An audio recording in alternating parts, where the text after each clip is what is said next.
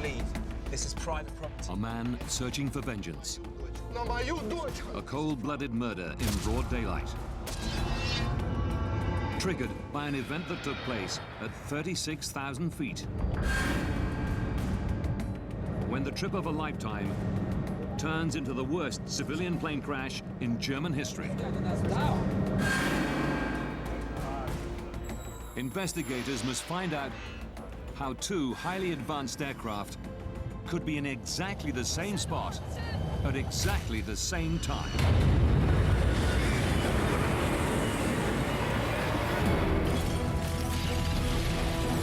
Disasters don't just happen.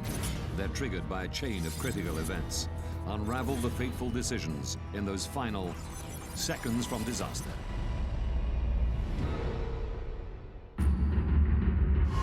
Russia. Moscow. Domodedovo International Airport. July 1st, 2002, 8:10 p.m. 45 Russian schoolchildren wait to board a flight to Barcelona. It's their reward for doing well at school.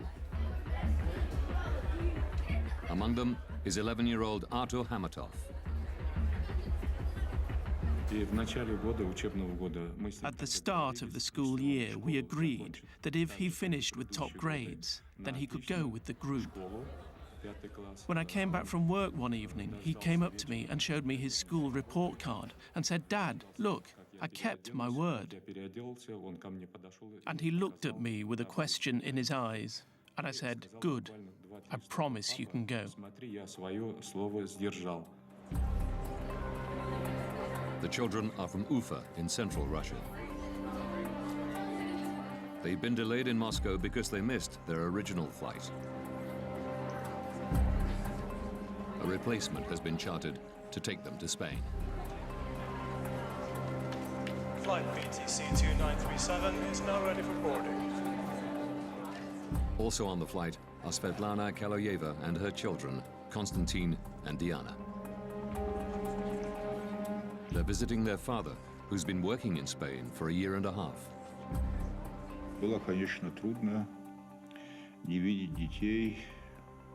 I spoke to them on the phone every day, which made my stay easier.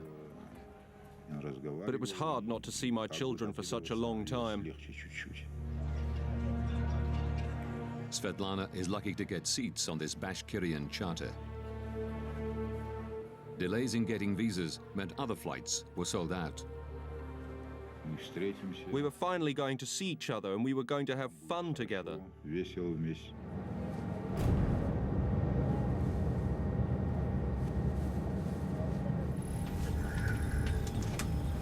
The crew complete final preparations. Дамы и господа, вас приветствует капитан корабля.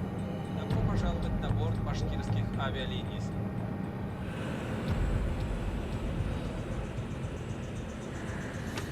8:48 p.m.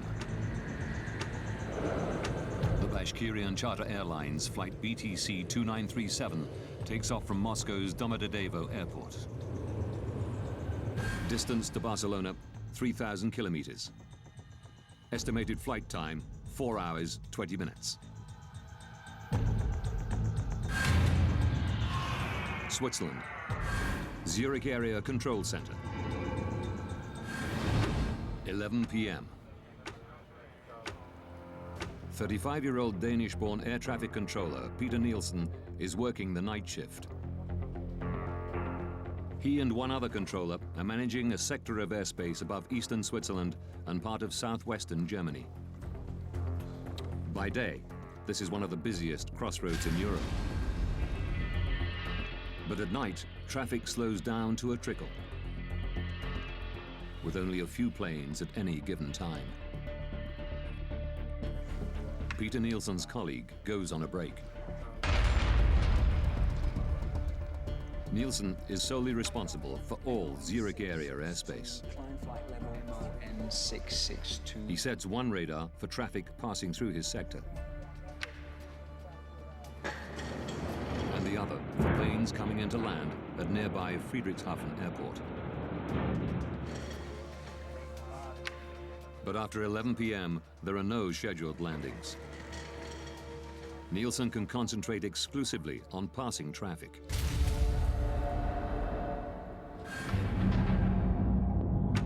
(11:06).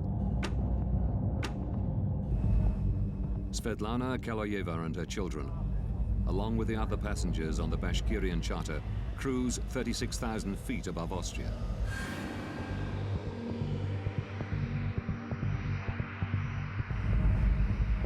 They're scheduled to arrive in Barcelona in just over 2 hours. 600 kilometers away, a DHL Boeing 757 takes off from Bergamo in Italy. Destination, Brussels. The captain and the co-pilot are the only people on board.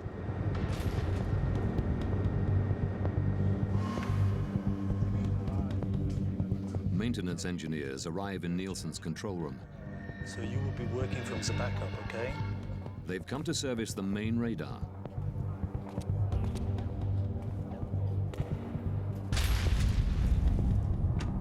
(11:21). The DHL cargo plane, flight DHX 611, enters Nielsen's airspace. The captain requests permission to climb to 36,000 feet. Swiss radar, good evening, DHX 611. DHX 611 identified. Expect a further climb in 4 to 5 minutes. Before allowing them to climb, Nielsen has to regulate traffic. Descent flight level 320. The maintenance engineers now need to work on the telephone system. Work fast, please. 11:25 p.m. An unexpected plane is approaching Friedrichshafen.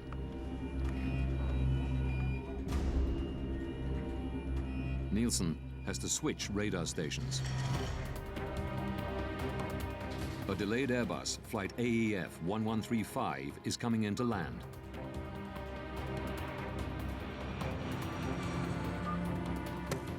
He calls the airport's control tower to let them know.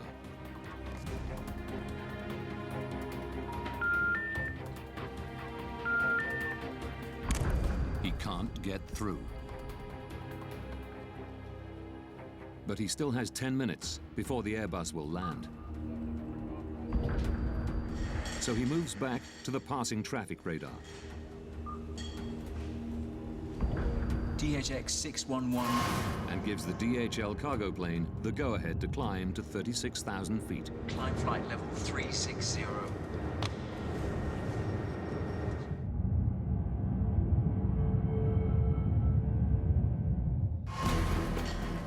Nielsen then returns to the Airbus and calls Friedrichshafen Airport again.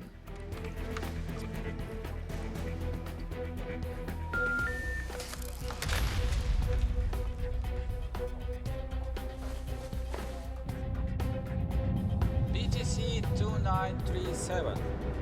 The Bashkirian charter calls in as it approaches his sector. Station calling, say again? BTC 2937. Level 360. Level... But just as Nielsen acknowledges them, the Airbus contacts him. AEF 1135 is inbound. The final approach fix for ILS runway 24. I expect so. I'll call you back shortly. Nielsen calls Friedrichshafen a third time.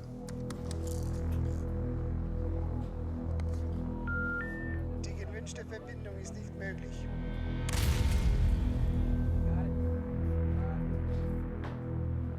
AEF 1135. He radios the Airbus and tells them to contact the airport directly. I lost my phone connection to Friedrichshafen. Could you please call them on your second set? Affirm. The DHL plane is now flying over Switzerland at 36,000 feet. Suddenly, its onboard traffic collision avoidance system, TCAS, sounds an alert. Traffic. Traffic. Traffic. Traffic. At exactly the same time, the Bashkirian plane's TCAS system also squawks. Traffic. Traffic. two planes are now 25 kilometers apart. They're flying at exactly the same altitude to exactly the same spot.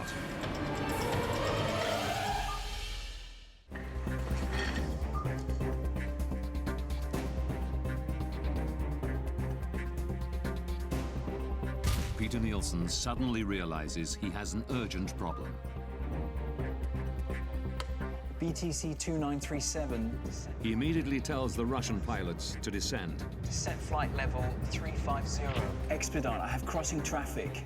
Seconds later, their TCAS system says the exact opposite. Climb, climb, climb, climb. Es ist klein. Climb, Guiding us down. climb, climb. At the same time, the DHL's TCAS tells it to descend. Descend, descend.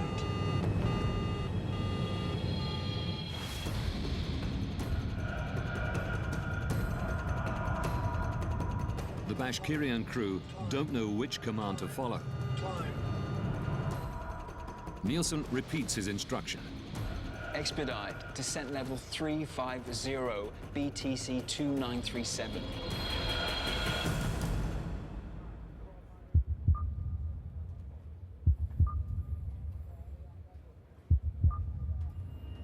When he sees that they followed his orders, Nielsen tells them that the DHL plane is approaching from their right-hand side. We have traffic at your 2 o'clock position, now at 360.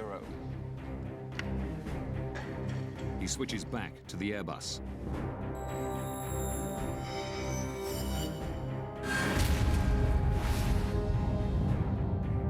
In the Bashkirian charter, the crew are looking for the DHL plane. The two aircraft are now just over 5 kilometers apart. They are both in descent, closing at a rate of 1,300 kilometers per hour, faster than the speed of sound. It's here, descent! Descend, Stay on the left. Descend hard, descend!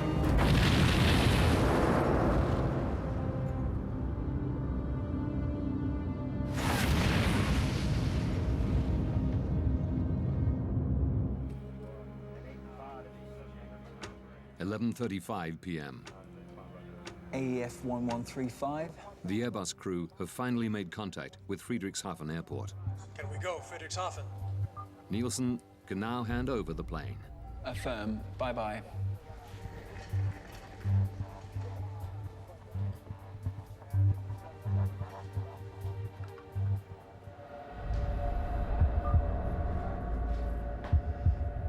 BTC 2937. BTC 2937.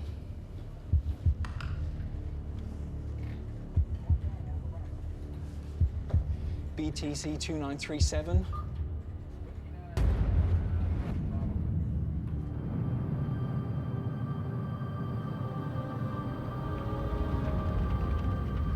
Burning wreckage falls from the sky near Überlingen, Germany.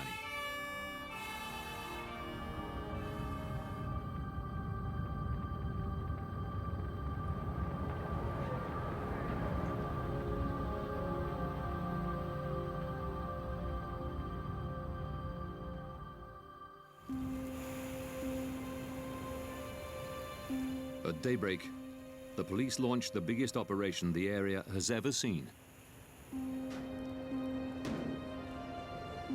Firefighters have put out the blazing debris. Rescuers must begin the grim task of looking for bodies. The aeroplanes crashed down and all people inside are died.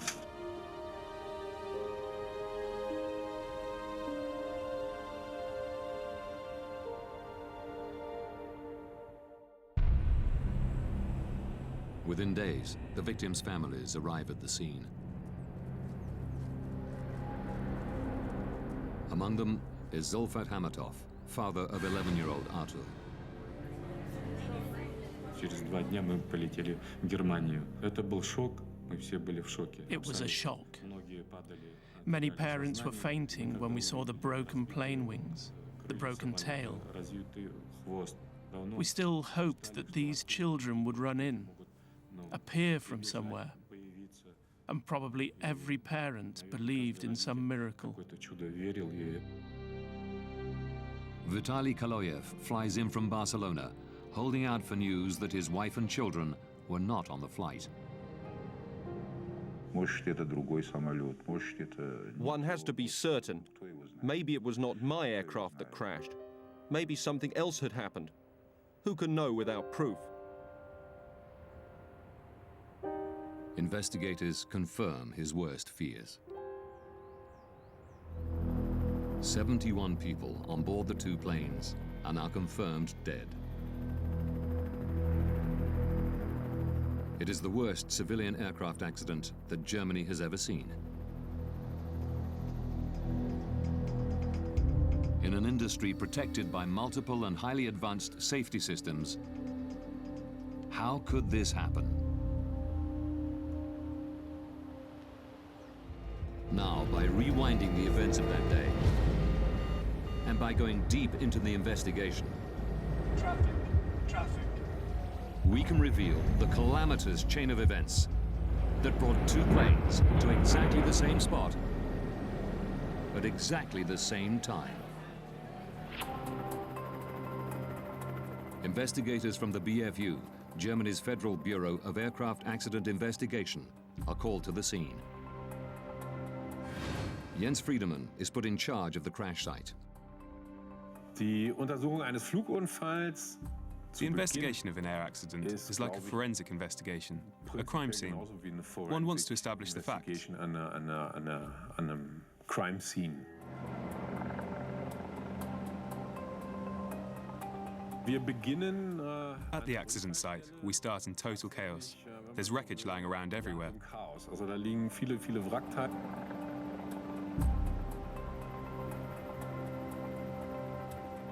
Friedemann can take nothing for granted. Not even that the two planes collided. Das waren zwei Flugzeuge unterwegs. Two aircraft were in the air. Whether they had collided or just flown past each other too close and lost control, or something like that, we just didn't know. Verloren wurde oder so etwas, das wussten wir natürlich nicht. Without the black boxes, Friedemann must try to work out what happened by examining the shattered fragments of wreckage. Key pieces are brought to a specialized storage facility in northern Germany.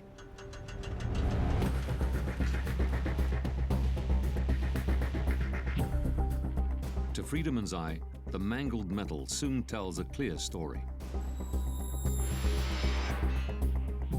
The Boeing nur an einer Stelle. The Boeing made contact with the Tupolev in one spot. The vertical tail section was broken off. The Tupolev was damaged around the left wing and on the left-hand side of the fuselage. There was also evidence of a collision on the underside of the right wing. The wreckage reveals that the DHL cargo plane and the Bashkirian charter did collide mid-air. We now know what happened. The question is, why did it happen? How could it happen that they got so close? At the crash site, amidst the fragmented pieces of the two planes, investigators have finally found what they've been looking for: the black boxes from both planes.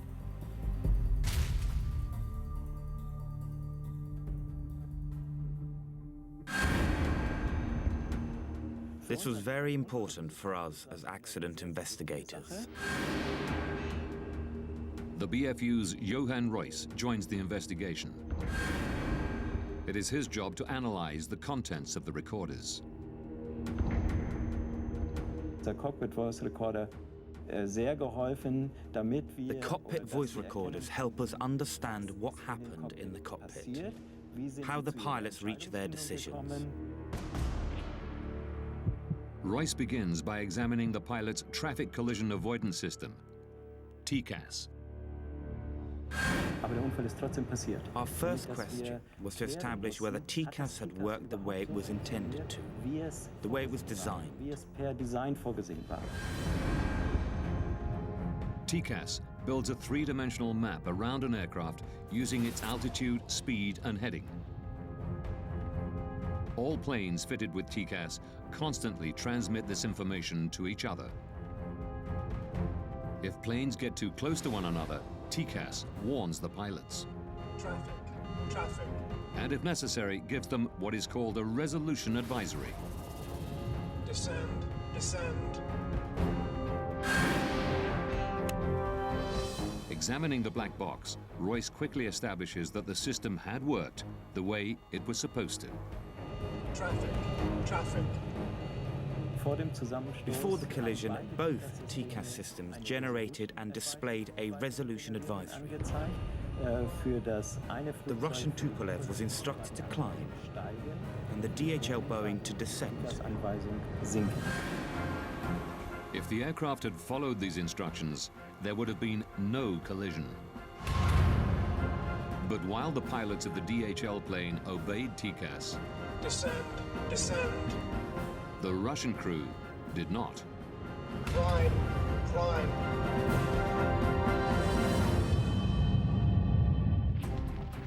Experts from the United States are headed to the scene of the deadly mid-air collision of two aircraft in southern Germany.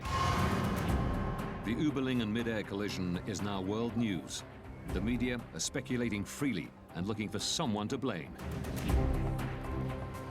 The pilot of the Russian plane is said to have ignored repeated instructions from air traffic controllers. Why did the TCAS device meant to avoid collisions, in this case maybe help cause one? And why didn't the Russian plane descend when first ordered? A language problem? Controller commands are always in English. Black box recordings quickly eliminate one theory. Zurich, good evening. BTC 2937, level 360. With the cockpit voice recorder, we were able to establish that language was not the problem. The Russian crew understood English perfectly well. But the recorders reveal a surprising fact. Climb, climb. This is climb. He's getting us down. We noticed that there was an instruction from the air traffic controller. BTC 2937, descent flight level 350. And we found that at the same time, or immediately afterwards, there was also a TCAS advisory. Climb, climb. At almost exactly the same time, the Russian pilots were instructed to do two completely different things. Descent flight level 350, expedite. Now the crew needs to make a very, very fast decision. What do they do next? And we discovered that the crew had extreme difficulty making this decision. But it should have been straightforward. The two planes were flying over Germany, and European regulations clearly state that TCAS has priority over air traffic controllers. For me, there was absolutely no explanation why something like this would happen.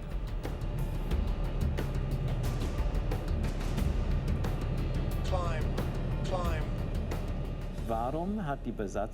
Why didn't the crew use TCAS the way it could and should be used?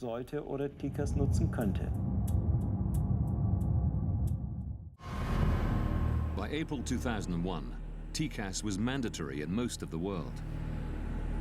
But investigators discover one notable exception: Russia. Could it be that the Russian crew did not know how to use TCAS? Rustam Mustafin is a former Bashkirian pilot. He confirms that even though not standard for domestic flights, planes flying overseas were specially fitted with TCAS.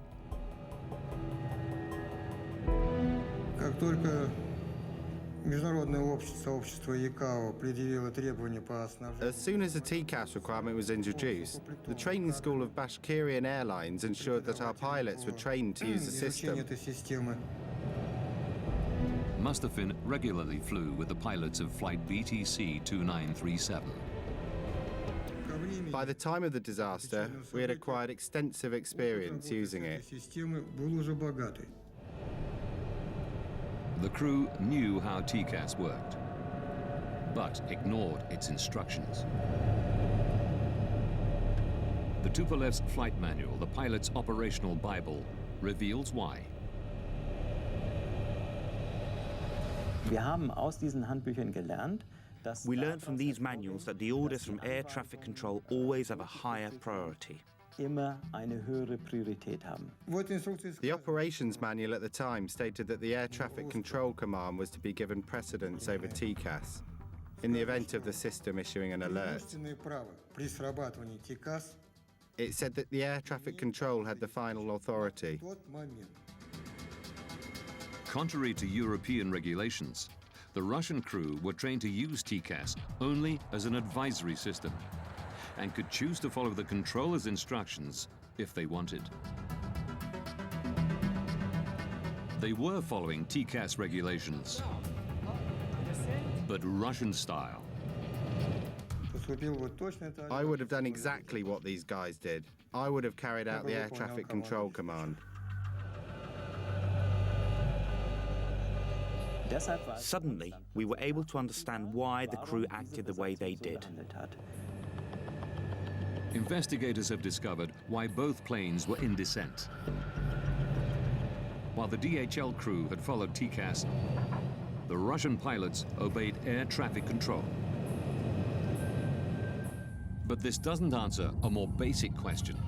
TCAS is meant as a system of last resort. The planes shouldn't be close enough even to trigger it in the first place.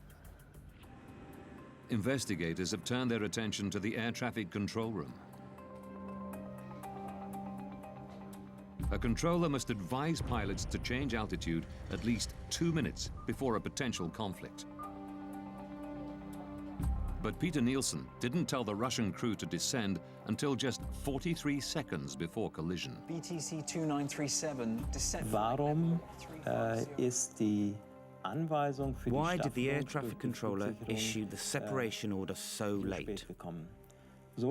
So late that the danger of an accident actually existed. Through shift logs and interviews, investigators learned that Nielsen was the only air traffic controller on duty on the night of July the 1st. Official Skyguide policy is to have a minimum of 2 air traffic controllers on duty at any given time. Investigators learn that it had become standard procedure at Skyguide for one controller to go on an extended break during the night shift. Tom Larsen was a close friend of Nielsen's, working alongside him for many years. The way that Peter was doing night shift, we did that all the time. There would only be one controller because there was very little traffic. Between 11 p.m. and 6 a.m., there are no scheduled landings at any of the airports in the area. But then, at about 11:25 on July the 1st, 2002, Nielsen is presented with an unexpected landing. There was an approach into Friedrichshafen Airport, which he had to coordinate. It's very unusual that one aircraft comes at that time for Friedrichshafen. I guess that the controller was a little surprised about that. Regulations state that Nielsen must contact the airport control tower before bringing the delayed plane in for landing. This should be routine. One push of a button and the phone connects directly to the Friedrichshafen tower. But records show that Nielsen can't get through. Investigators learned that because of maintenance work, Nielsen's phone system was in backup mode. Even then, the controller should be able to make a call at the push of a button. But a technical examination of the phones reveals a terrible problem.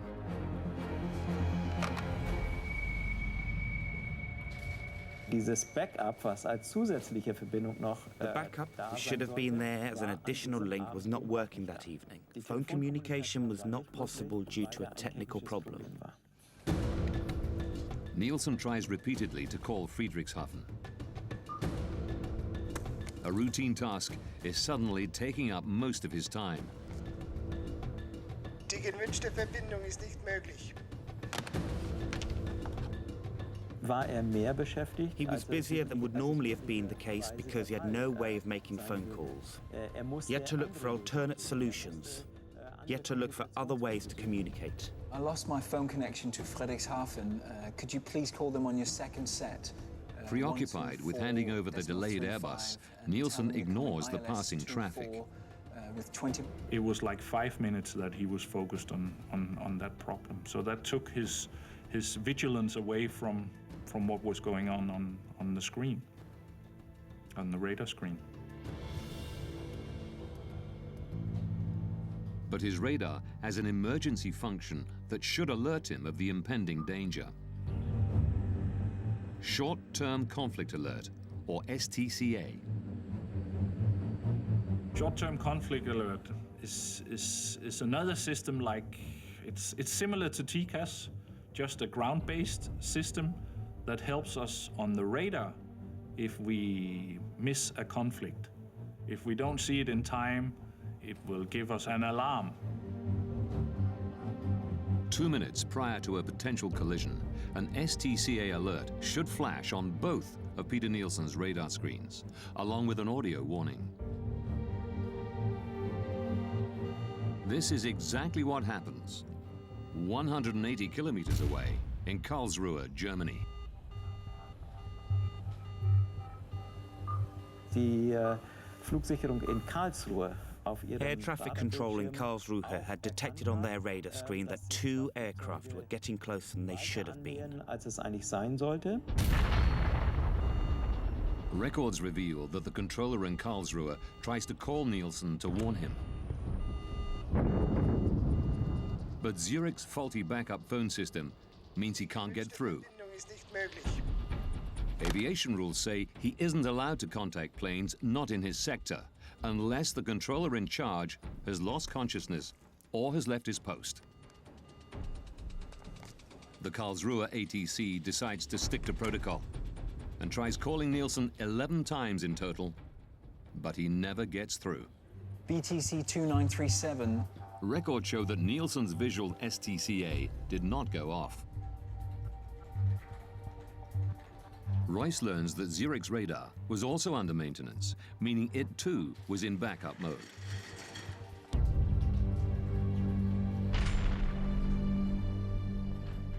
The planned maintenance work on the radar system meant that not all the functions present during normal operations were actually available. In backup mode, there is one particular emergency feature which Nielsen does not have. The visual STCA alarm. It's the final piece of the puzzle to explain why Nielsen didn't order the Russian plane to descend until a mere 43 seconds before collision.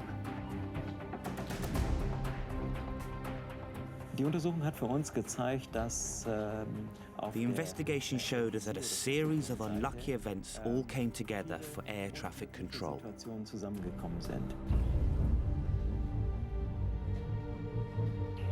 Had Nielsen heard the STCA alarm before the plane's onboard TCAS systems kicked into action, there would have been no conflict, and the accident would have been avoided.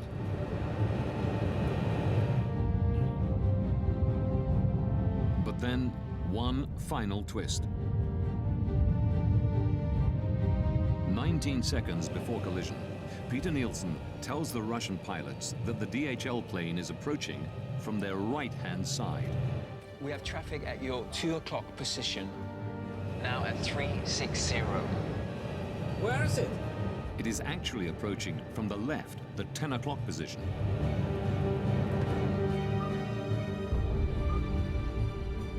The only explanation investigators can find for this mistake is stress.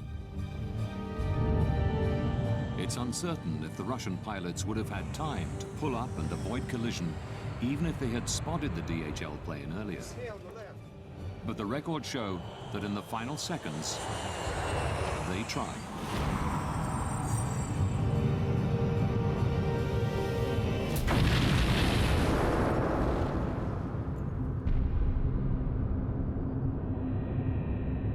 Upon impact, the Bashkirian charter breaks into 4 pieces. Without its tail fin, the DHL cargo plane spins uncontrollably to the ground.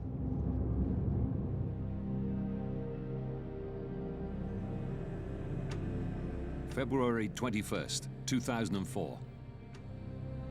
As investigators write up their final report, Vitaly Kaloyev flies to Zurich. He's become obsessed with finding somebody to blame for the death of his wife and children. I wanted to hear them say, "We are responsible, but forgive us if possible." They killed so many children and nothing had happened. No apologies, no expressions of sorrow, nothing. Nielsen still worked at Skyguide, but was moving into areas of safety analysis. Kaloyev found where he lived. I went to see the controller. I knew he had been on duty that night. All this had to be brought to an end. Everything had to be closed. I didn't want to wait any longer and decided to finish this myself. Nielsen came out. He was taller than me. I showed him the photos of my children lying in their coffins. He pushed my hand away. Then he got what he deserved.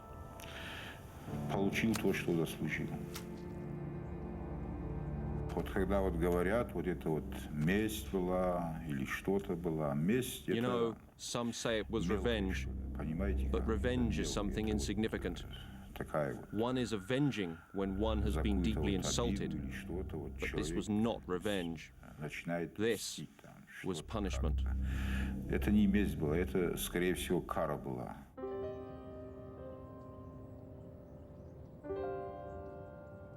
In Switzerland, a man has been arrested in connection with the killing of an air traffic controller who'd been on duty when 2 planes collided 2 years ago.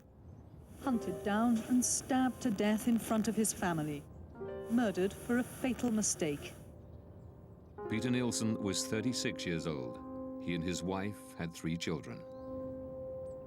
After his arrest, Vitaly Kaloyev is held in a psychiatric institution, while the court decides whether he's mentally fit to stand trial.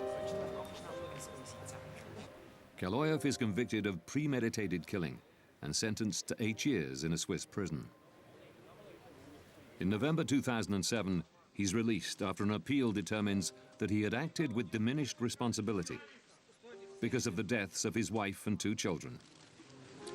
Vitaly Kaloyev is unrepentant about his actions.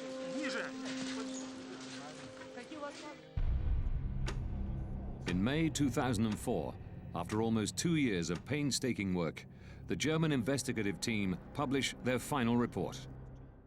It's now possible to rewind the events of that fatal day, following the evidence uncovered during the investigation.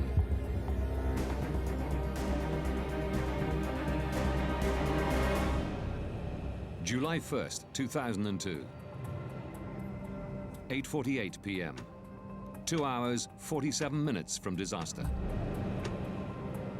A Bashkirian Airlines charter takes off from Moscow's Domodedovo airport. 20 minutes from disaster. At the Zurich Area Control Center, 2 air traffic controllers are on duty. One goes on a break. Peter Nielsen is now working alone. 12 minutes, 33 seconds from disaster. A DHL cargo plane enters Nielsen's airspace and requests permission to climb to 36,000 feet. 9 minutes, 49 seconds from disaster. A delayed Airbus is coming in to land at Friedrichshafen Airport. Nielsen tries to call the airport to hand over the flight. But his phone system is in backup mode due to maintenance, and the backup system has a fault. 5 minutes, 21 seconds from disaster. The Bashkirian charter radios Nielsen. It's flying at 36,000 feet and is about to enter his airspace. Good evening, BTC 2937. 2 minutes from disaster. The Bashkirian and DHL planes are now at the same altitude, less than 44 kilometers apart, closing in on each other faster than the speed of sound. The Short-Term Conflict Alert, or STCA, should now warn Nielsen of the impending collision. But his radar is also in backup mode, so the STCA is not fully functioning. 43 seconds from disaster. Nielsen finally notices that the two planes are on a collision course. He immediately tells the Russian pilots to descend. Descent flight level 350. Seconds later, TCAS goes off in both planes. It tells the DHL pilots to descend. Descend, descend. And the Russian crew to climb. Climb. He's guiding us down. Nielsen is unaware that both planes have been issued advisories.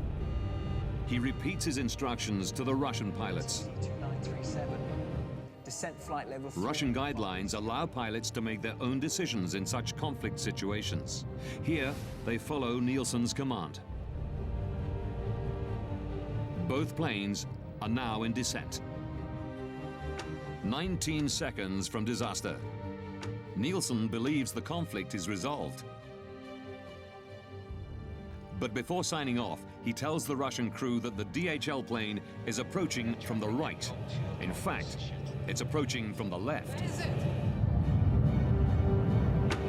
3 seconds from disaster. The Russian crew have spotted the DHL plane. They pull up, but it's too late. Descend hard, descend!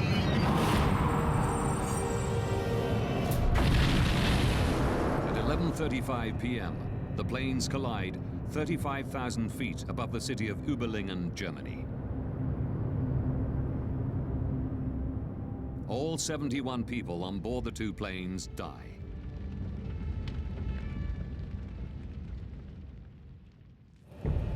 The German investigative report concluded that Peter Nielsen and the Russian pilots had made serious mistakes.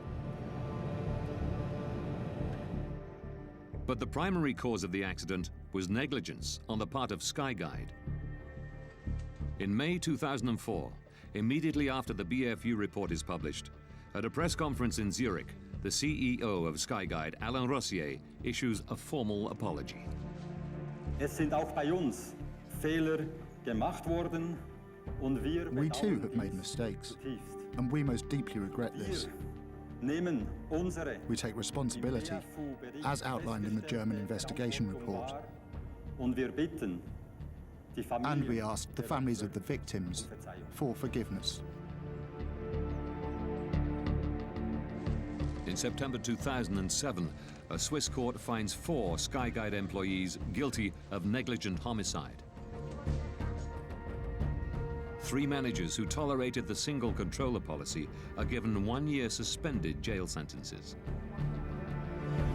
The project leader overseeing the maintenance work on the night of the collision is fined 13,500 Swiss francs, roughly $11,000. Following recommendations from the German investigative team, SkyGuide implements a variety of procedural changes. They now ensure there are always 2 controllers on duty, even during the quiet night shift. Nobody will ever find themselves in Peter Nielsen's position again. Investigators also recommend that international and regional TCAS regulations be standardized, along with aircraft operations manuals. TCAS must have ultimate priority over air traffic control. One cannot say with 100% certainty that this kind of event will never happen again. But we are very confident that we were able to make a significant contribution to preventing the repetition of an event like this.